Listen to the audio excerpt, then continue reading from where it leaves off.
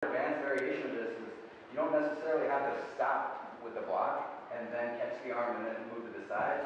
If you see the person swinging for your head and you're able to bring your arm over it, catch the arm and move right away, that's fine.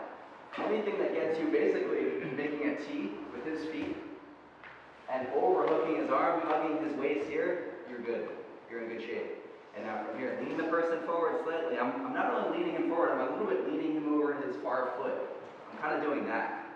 That's what makes the hip throw that much easier for me. Right? So my arm doesn't feel like it's getting pulled back behind me too much. Okay?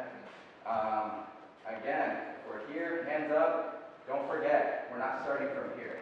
Okay? We talked about fighting distances in weeks 1 through 3. If the person does bring their hands up and they look like they want to fight, your hands have to come up and you have to back up. You have to create space.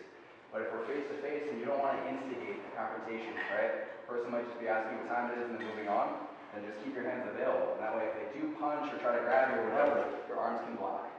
Make sense?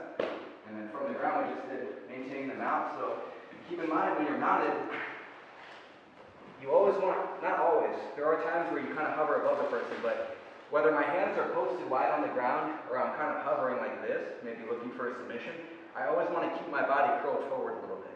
And I'm not sitting on tan. It looks like I'm sitting like this, but you don't want to sit on the person. You want your hips hovering above them.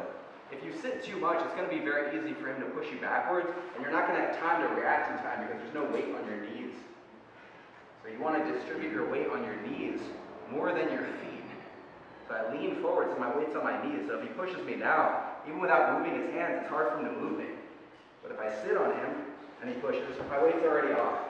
Okay? So make sure you're a little bit distributing your weight forward, whether your hands are down or not, matters a little bit less. I don't really want to hug around him or anything because then nothing stops him from just rolling us both over, basically trap and rolling us. Okay?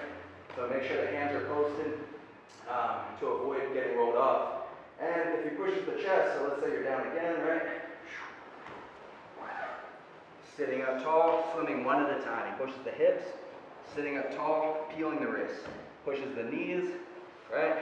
Peeling the elbow, or if he uses his hand, peeling the wrist. Okay? And if he tries to just get up onto his elbows, open the elbows, come back down, make sure you don't belly flop on the person.